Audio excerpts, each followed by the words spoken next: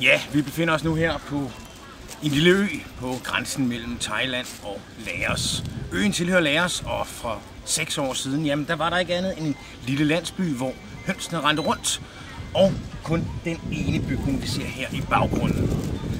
Inden for de seneste 6 år, jamen der har området udviklet sig stærkt præget af en voksende turisme, og har nu udviklet sig til et kapitalistisk helvede, hvor man kan få alt diverse kopivarer.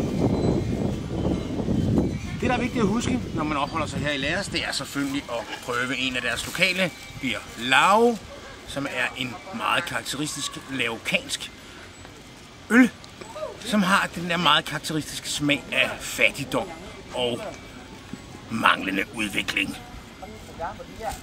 Her er afslutningen. Jens Lindebo, TV Lars, en ø på grænsen mellem Thailand og Laos.